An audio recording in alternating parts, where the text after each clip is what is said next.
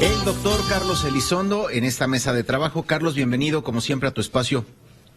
Buenas tardes, Carlos. Qué gusto estar aquí con ustedes. Anoche, con la oposición del PAN, del PRI, Morena y sus aliados en el Pleno del Senado, aprobaron en lo general y en lo particular un dictamen para combatir a las empresas fantasma, el cual establece que delitos como la defraudación fiscal y la venta de facturas falsas ameriten prisión preventiva oficiosa.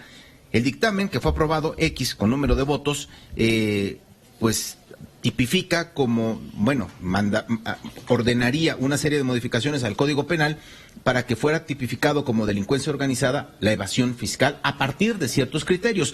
Esto es el primer tiempo, todavía tiene que ir a la Cámara de Diputados, tiene que ser aprobado, pero en principio genera muchas reacciones. Hay quien dice, eso es terrorismo fiscal, hay quien dice, vaya, hasta que por fin van en serio contra la evasión a gran escala, la que se estructura, la que son empresas dedicadas a la facturación, y dicen las autoridades de no cientos, sino de miles y miles de millones de pesos.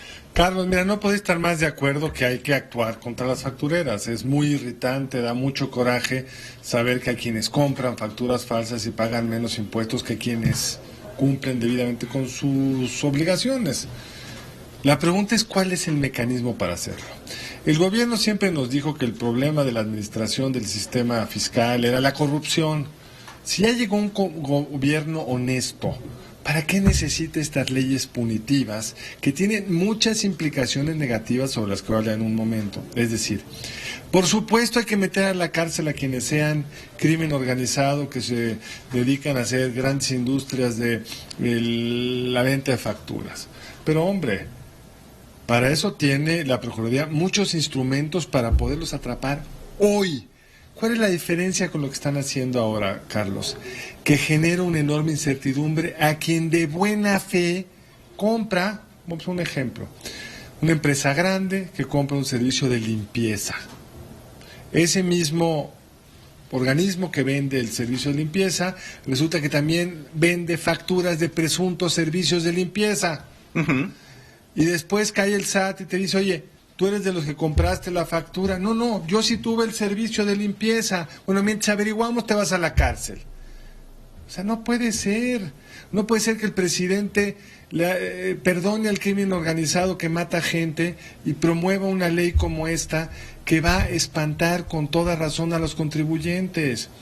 Yo dudo que lo estén haciendo de mala fe, creo que lo hacen con muy buenas intenciones, pero no se dan cuenta de las implicaciones que va a tener al causante. Porque ponte en el zapato de ese empresario grande que contrata muchos servicios cada año y que ahí puede estar escondida esta factura falsa. ¿Cuál es la alternativa? Es que es muy sencilla, es lo que da coraje. Se ataca, se estudia y si resulta que es culpable se mete a la cárcel, pero no se le mete a la cárcel antes. Y para lograr poderlo meter a la cárcel sin modificar la Constitución, porque no tendrían los votos en el Senado para ello, están haciendo una cosa probablemente inconstitucional y ciertamente terrible. Están equiparando el fraude fiscal porque están cambiando la Ley de Seguridad Nacional, a asuntos de seguridad nacional como el terrorismo y otras cosas. Es decir, ahora defraudar al fisco es un asunto de seguridad nacional y por eso pierdes el privilegio de la protección de presunción de inocencia y entras dentro de las excepciones del artículo 19 constitucional que permite la prisión preventiva oficiosa en asuntos de seguridad nacional. Hombre, ¿no te parece un exceso? ¿Tú consideras que con el articulado actual, como está la ley, antes de este dictamen que fue aprobado anoche en el Senado, su correcta aplicación, su estricta vigilancia y aplicación bastaría para poder solventar esa queja de que hay una fuga, un boquete de miles de millones de pesos cada año? Digamos, si el problema de los gobiernos anteriores era la corrupción, y este gobierno no es corrupto, sin duda que sí, porque está claramente tipificado el delito existe. ¿Es hoy, antes de esto? Claro, es un delito, insisto. Es delito. La diferencia, Carlos, es que ahora te vas a la cárcel mientras averiguan. ¿No te parece un exceso? ¿Podrán decir o defender que es inhibir con un enunciado más grande? Van a inhibir la inversión, eso es lo único que van a inhibir.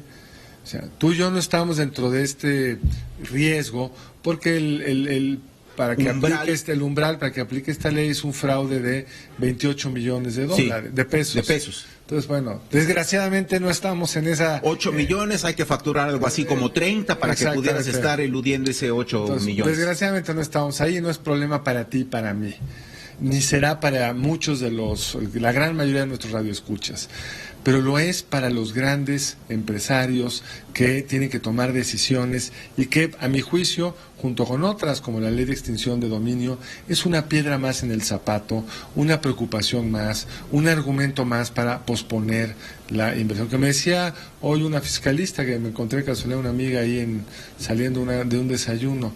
Ahora va a estar terrible porque detrás del auditor del SAT va a venir el policía, el Ministerio Público, porque no te van a dejar explicar. Esto es impropio de un régimen democrático donde hay división de poderes y presunción de inocencia.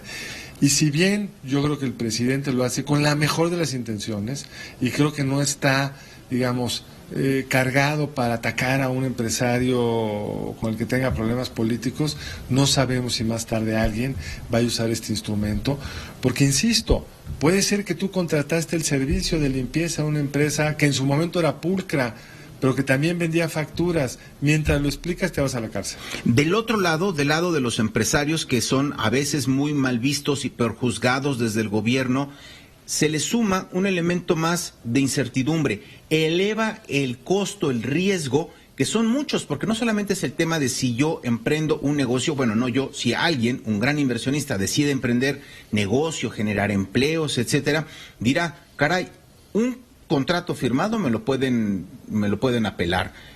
Me pueden apelar si hay algo en donde a mí se me va, no a mí, a mi administrador, a mi financiero, a mi contador, si se les escapa por ahí y tenemos facturas de alguien que después es cachado porque es facturero y ya nos metimos en una bronca, pues caray, mejor igual y guardo el dinero y ahí muere, yo me siento. Ese es uno, y no invierto. Yo creo que esa es una de las disuasiones que va a tener. No creo que vaya a tener la disuasión, lo que son realmente tramposos, truculentos, que son delincuentes, van a encontrar una forma de darle la vuelta. Y otra cosa, Carlos, que me parece bien interesante, es cuando uno revisa las expectativas de recaudación para el año entrante, en ningún lugar veo los cientos de miles de millones de pesos que presuntamente este mecanismo de venta de facturas permite y que se resolvería con esta ley. Entonces, ni siquiera queda claro que vaya en ningún lugar que yo haya visto claramente especificado cuál va a ser el incremento en la recaudación que esto espero, que podríamos incluso decir, está bien, un año de prueba. Si realmente incrementas la recaudación, como dices, pero vence en automático en el año, si uno, no lograste la recaudación que prometiste, y dos, si resulta que está usando para meter a presuntos inocentes a la cárcel.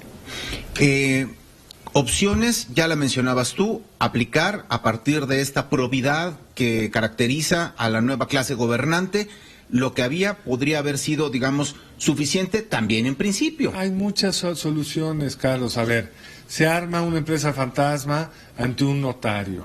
Sancionemos a los notarios que están abriendo empresas que son realmente fantasmas. Comienza a cerrar esas llaves que son... Hay muchas llaves que se pueden cerrar. Esa empresa que contrata el servicio de limpieza, que luego resulta que es facturero, lo está haciendo porque es una empresa registrada frente al Estado mexicano, frente al SAT y frente a muchos otros órganos del Estado. Que se haga cargo el Estado de asegurarse de quienes están registrados como empresa y pueden facturar y emitir facturas estén debidamente registrados.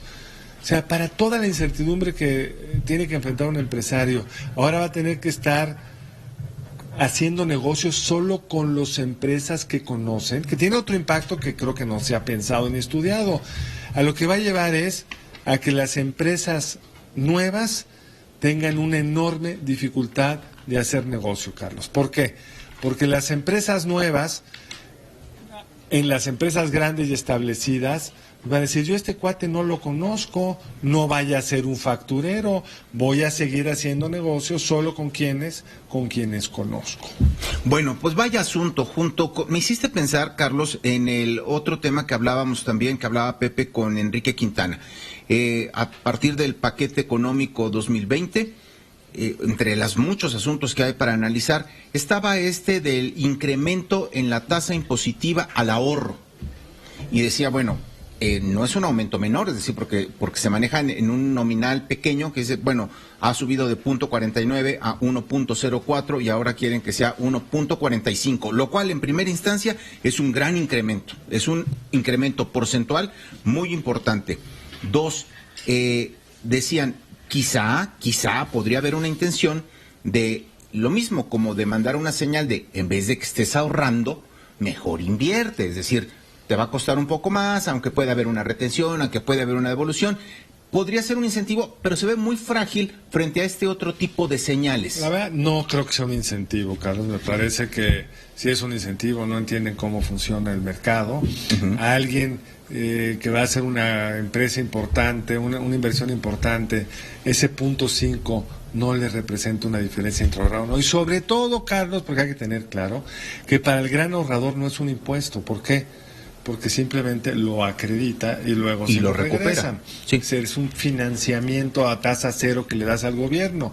El que paga con esa medida es el ahorrador pequeño, que además suele tener una tasa de interés muy baja, y entonces de los 3, 4 puntos que recibe, le quitan 1,5 a 1.4, ya no le quedó casi nada, no declara y eso no lo va a recuperar nunca. Así es. Entonces realmente no creo que tenga que ver nada con incentivar ni a la inversión ni al consumo, como algunos otros habían dicho. Es una medida recaudatoria equivocada, creo. Nada más para enriquecer el debate y nos despedimos, Carlos. La vicepresidenta de la Cámara de Diputados, Dolores Padierna, advierte que la propuesta de tipificar la defraudación fiscal como un delito grave no es un acto de terrorismo fiscal, sino un mensaje para los delincuentes de cuello blanco que generaban una pérdida anual, y aquí está la cifra, de 250,000 millones de pesos al erario. Yo le propongo a la vicepresidenta Padierna que, uno, si es un mero mensaje, que lo amarren muy bien para que el empresario que no tiene nada que ver no vaya a acabar entre las patas, y que se comprometa a recaudar esos 250,000 millones de pesos. Esta sería la clave del asunto. Es decir, si ellos lo promueven así, la consecuencia lógica debería de ser que dentro de un año hablemos de que se recaudaron, pues no sé, 250,000. Porque decirte una cosa, aunque dijiste en la introducción que todavía falta que pase por la Cámara de Diputados, va a pasar. Te aseguro que va a pasar, sin que le muevan, creo, nada importante.